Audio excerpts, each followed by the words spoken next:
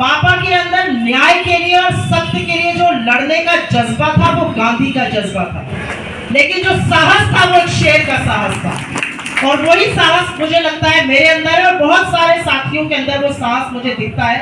हम झुकते नहीं हैं, हम लड़ते हैं, और इसलिए लड़ते हैं क्योंकि लड़ना जरूरी है, अन्याय के खिलाफ बोलना जरूरी है। इससे पहले कि मैं दीपचंद बाबा को बोलूं कि वो संचालन करें, मुझे लगा आज एक जरूरी दिन है। पापा की पुण्यतिथि तो है ही, लेकिन आज जो किसानों के साथ इस देश में हो रहा है, और आप में से अधिकांश लोग खेती करते हैं, किसान हैं, आज जो किसानों के साथ इस देश में हो रहा है उस पर बात करनी अनिवार्य है, उस पर बात करनी आज जरूरी है। 10 महीने से ऊपर हो गया है इस देश का किसान लगातार आंधी पानी जाड़ा गर्मी में अपना घर बार छोड़कर दिल्ली के बॉर्डर पर बैठा है, उत्तर प्रदेश के शहरों में बैठा है और काले कानूनों के खिलाफ, सरकार के खिलाफ प्रदर्शन कर रहा है। 700 से ज्यादा किसानों की शहादत हो गई, लेकिन एक शब्द, और हम किसी भी विचारधारा के हो सकते हैं, मुझे नहीं लगता कि हम सिर्फ कांग्रेस की बात कर रहे हैं, मैं कह रहा हूं हम किसी भी विचारधारा के हो सकते हैं, लेकिन एक शब्द सहानुभूति का, श्रद्धांजलि का 700 से ज्यादा किसानों की शहादत पर हमने अपने हुक्मरानों से नहीं सुना। हमने वो शब्द सहानुभूति का नहीं सुना, लेकिन जो कल लखीमपुर में हुआ वही इनका असली चेहरा है। जो हरियाणा में हुआ था वही असली चेहरा है। हरियाणा में एसडीएम बोलता है सीधे सिर फोड़ना है।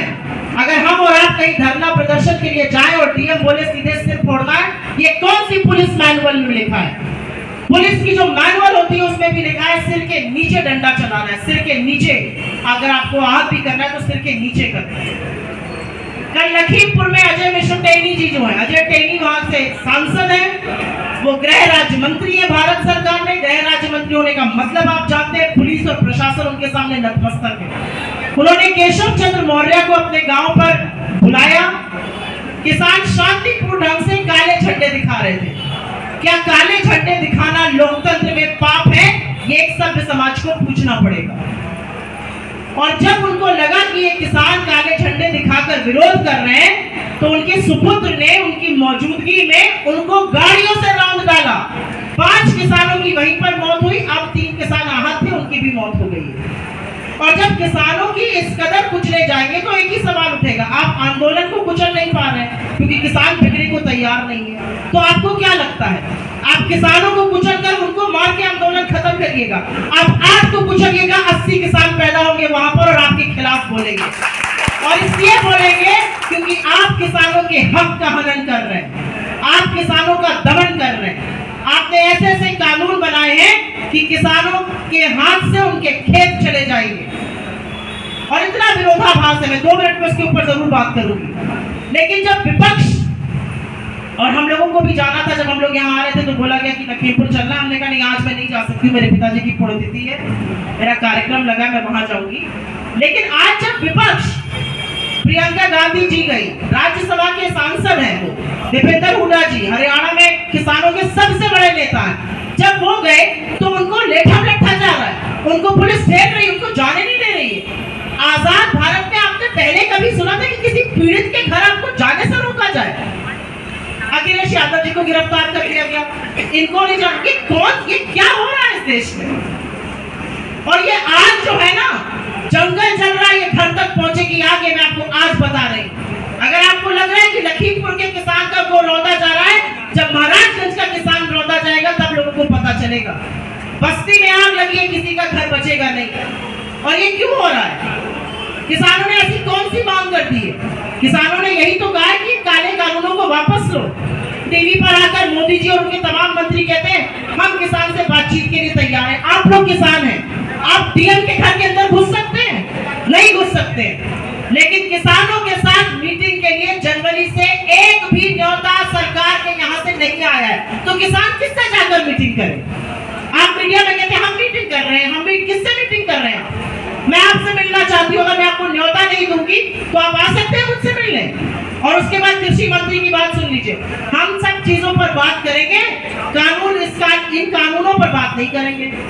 मैं आपको आज बुलाऊं, आप सब लोग आइएगा, भोजन वहां पे दिया जाए, वहां पे आप लोग आज आमंत्रित हैं, वहां पर भोजन की व्यवस्था है, लेकिन आपको खाने को नहीं दिया दिया जाएगा। तो आप आइए हमारे घर, हर तरह की बात करेंगे, कानून पर बात नहीं करेंगे। तो किसान आपसे क्या मौसम का जिक्र करने आएगा? तो सीधी सपाट बात यह है कि किसानों का जो हनन हो रहा है, और मैं कई बार सोचती हूँ कि अगर आज पापा जिंदा रहते तो वो क्या करते, और मेरा दिमाग, मेरा मुंह से बार बार, मैं कल भी कह रही थी, एक ही शब्द निकलता है, इतने मुकदमे करते, इतना धरना करते, इतना प्रदर्शन करते, इतना बोलते। तो मैंने भी जो लड़ाई चुनी है वो इसीलिए चुनी है, और इसीलिए ऐसा नहीं है कि मुझे फायदा हो रहा है इस लड़ाई से, ये भी मैं बता दूं। ऐसा कोई ना सोचे कि टीवी पे जाने से मेरा फायदा हो रहा है, मेरा नुकसान होता है, क्योंकि विरोधी ताकतों को लगता है ये बहुत बोल रही है, इनके ऊपर फलाना केस कर दो, इनको फलाना नोटिस भेज दो, इनका ये काम अटका दो। होता है ये प्रमाणित है, लेकिन मुझे कोई डर नहीं। और डर इसलिए नहीं है क्योंकि आप जैसे लोग जब लड़ने को तैयार है, आप जैसे लोगों के अंदर जब जज्बा है लड़ने का, तो लड़ाई तो लड़नी ही पड़ेगी। देखिए, दो ही तरह से जीवन जिया जा सकता है, या तो आपका दमन हो जाए और आप घर में बिठा दिए जाए और आपको वो कबूल हो, और या आप लड़िए और अपने हक की लड़ाई लड़िए। तो आज मैं जरूर उन किसानों के प्रति अपनी श्रद्धांजलि व्यक्त करती हूँ, लेकिन ये भी बोलती हूँ कि जो हो रहा है वो घोर पाप है, और वो हो इसलिए रहा है क्योंकि दिल्ली में बैठे हुक्मरान और लखनऊ में बैठे हुक्मरान डरते हैं किसानों से, वो डरते हैं आपकी आवाजों से। अगर डरते नहीं तो इतना दमन ना करते। लखीमपुर में इंटरनेट बंद हो जाना, लखीमपुर की ट्रेनें रोक देना, लखीमपुर में बसें ना जाने देना, पंजाब का उप मुख्यमंत्री आ रहा है उसका विमान कैंसिल कर देना, अगर भूपेश बघेल छत्तीसगढ़ के मुख्यमंत्री आके जाना चाहते हैं, परमिशन नहीं देना कि इनका विमान नहीं उतरेगा। अरे मुख्यमंत्री तो आप भी चुने हुए, कल को आप कहीं जाइएगा, आपका विमान न उतरने दिया जाए, तब क्या करिएगा? तो ये परिपाटी जो चल रही है राजनीतिक जीवन में, ये गलत है।